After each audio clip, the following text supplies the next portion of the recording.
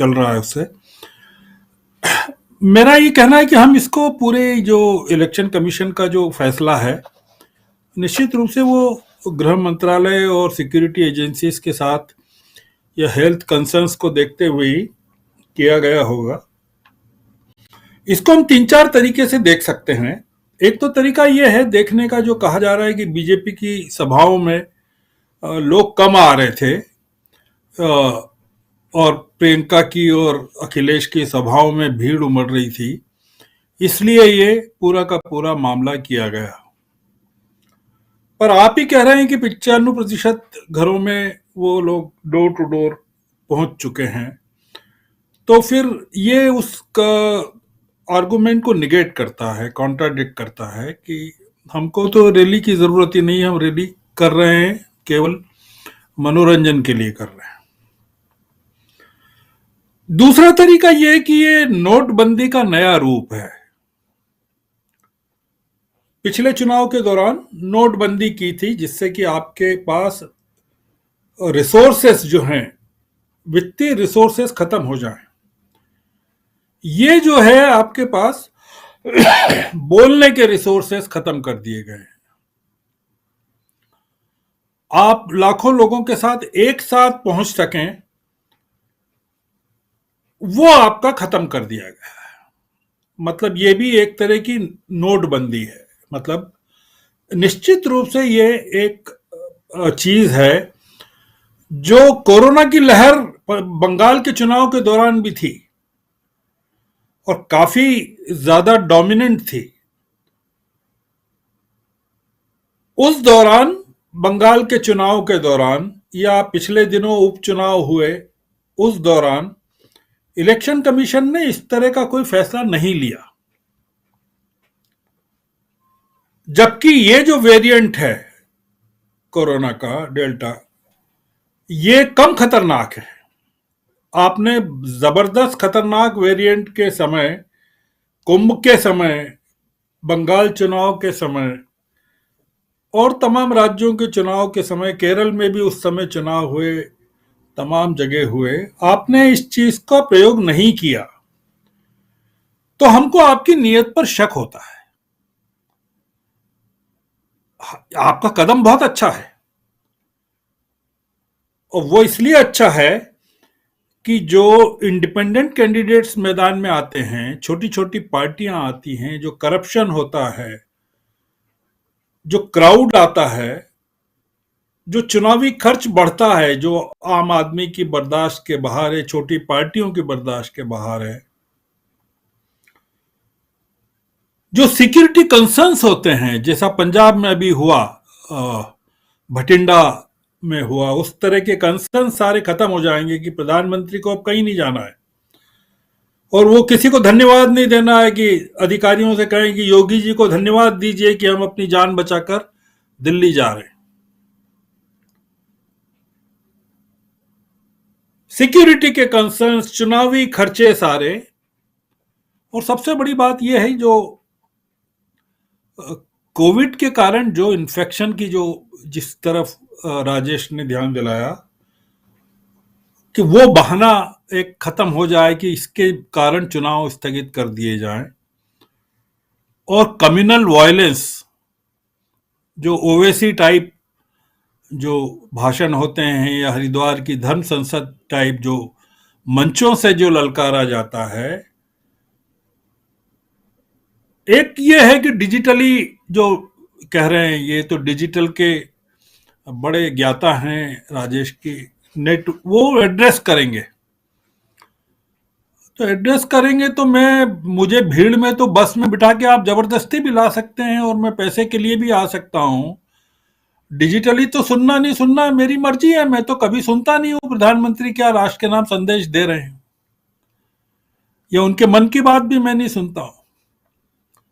आपने लोगों को एक ऑप्शन दे दिया कि वो डिजिटली प्रधानमंत्री को सुनना चाहते हैं कि प्रियंका को सुनना चाहते हैं,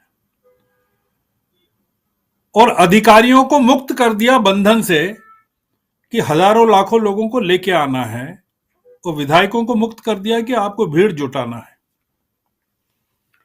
मैं इसका पॉजिटिव साइड ये देख रहा हूं, पर मैं ये देख रहा हूं कि नोटबंदी ने जैसे बिल्कुल दबे पांव आकर और अपोजिशन को पूरी तरह से चकाचौंध कर दिया था, उनकी आंखें बंद कर दी थी।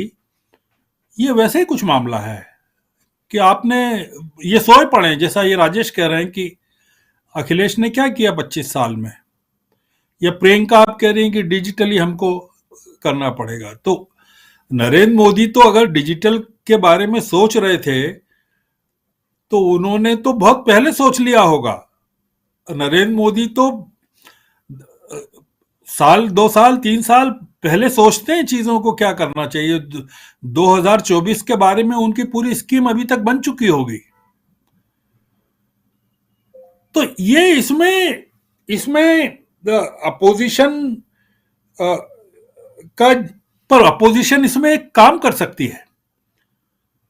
वो ये प्रचार कर सकती है कि भारतीय जनता पार्टी हार रही थी इसलिए हमको सभाएं नहीं करने दे रहे हैं, हमको आप तक नहीं पहुंचने दे रहे हैं। तो आप उन्होंने रैलियों पर प्रतिबंध लगा दिया, जैसे नोटबंदी लगाई थी, आप हमको वोट दीजिए। यह हार के कारण भारतीय जनता पार्टी इस तरह के कदम उठा रही है। दूसरा मैं एक मुद्दा उठाता हूं कि अर्बन एरिया में तो भारतीय जनता पार्टी या अखिलेश भी या प्रियंका भी डिजिटली पहुंच सकती हैं। उत्तर प्रदेश में ज्यादा मतदाता तो रूरल एरियाज में है, और वहां डिजिटली पहुंचना और उन लोगों के पास पहुंचना जिनके पास खाने को अनाज नहीं है, जो सरकारी अनाज पर निर्भर हैं, वो क्या मोबाइल पर सुनेंगे प्रधानमंत्री को और किसी को। तो वहां तो इनका जो अखिलेश का नेटवर्क है या कांग्रेस का अगर कोई नेटवर्क है, यही काम करेगा। और इसमें अगर ये जो रैलियों पर प्रतिबंध है या सभाओं पर प्रतिबंध है, तो इसको हमको थोड़ा सा पॉजिटिवली भी ले सकते हैं कि दुनिया के तमाम मुल्कों में, राजीव जी, 2 पार्टी का सिस्टम है। ये हमारे यहाँ है मल्टी पार्टी सिस्टम, और इसमें छोटी पार्टियां भी ब्लैकमेल करती हैं, डमी कैंडिडेट्स इंडिपेंडेंट के तौर पर खड़े कर दिए जाते हैं। ये खत्म होना चाहिए मेरे ख्याल से। ये जो एक प्रोसेस है डिजिटल एक्सरसाइज, ये चुनावी खर्च को, करप्शन को, सिक्योरिटी के कंसर्न्स को, कम्युनल वायलेंस को, पुलिस के हस्तक्षेप को नागरिकों के जीवन में चुनाव के दौरान कम करेगा। इसका जो एकमात्र जो नेगेटिव पॉइंट हम ढूंढ रहे हैं वो ये देख रहे हैं कि अपोजिशन जो बड़ी बड़ी रैलियों के जरिए जो इम्पैक्ट क्रिएट कर रहा है वो हमारी आंखों से ओझल हो जाएगा।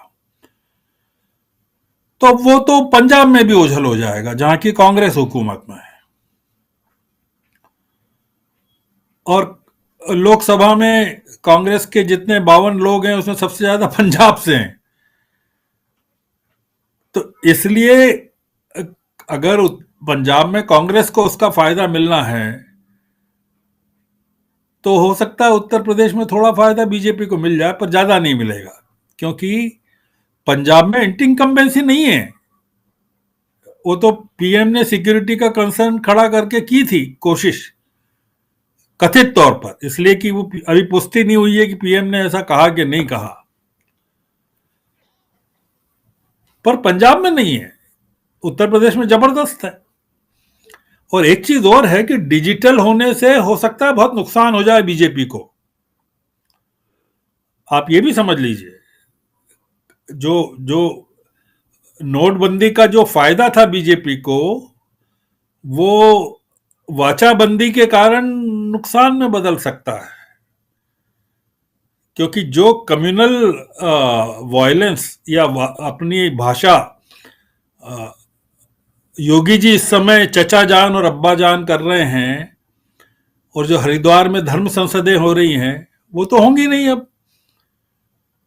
जैसा राजेश बता रहे हैं कि वो तो भैया आपको मोबाइल पे ही सुनना है, तो 5 लोगों से ज्यादा तो इकट्ठे भी नहीं हो पाएंगे। यही है ना राजेश, आप जो कह रहे हैं। जी हाँ, बिल्कुल बिल्कुल। तो उसको रैली तो तो कर ही नहीं सकते। तो तो ये लोग तो, अखिलेश और प्रियंका तो वो वाली भाषा में नहीं बोल रहे हैं। और उत्तर प्रदेश का मतदाता अपना मन बना चुका है राजीव जी। ये अब आप डिजिटल चले जाएं या कम्युनल चले जाएं या पर्सनल चले जाएं, ये उत्तर प्रदेश में अब कोई बहुत 1% 2% का कुछ फेर बदल हो तो हो, पर इससे ये जरूर होगा कि भारतीय जनता पार्टी या अन्य इस तरह के दल जो डमी कैंडिडेट्स खड़े करके वोट कटवाने का काम करते हैं और जो मुसलमान इलाकों में ओवैसी जैसे पार्टियां जो मुस्लिम कैंडिडेट्स खड़े करके वोट कटवाने का काम करती हैं, वो थोड़ा सा कम पड़ेगा, कमजोर होगा मामला। और पोलराइजेशन पार्टियों का ज्यादा होगा कि टॉप में ये 4 हैं या 3 हैं, बाकी चीजें और छोटी पार्टियों पर बाध्यता होगी कि वो बड़े दलों के साथ मिलें। अब वो अलग अलग लड़ने का जमाना खत्म हो जाएगा। मैं इसको लोकतंत्र के लिए अच्छा मानता हूं, काफी अच्छा मानता हूं, बशर्ते बिल्कुल जी। नियत इलेक्शन कमीशन की देश में स्वच्छ चुनाव की तरफ जाने की और चुनावी खर्चे कम करने की तरफ रही हो इस फैसले में, तो ये फैसला बहुत अच्छा है। अगर ये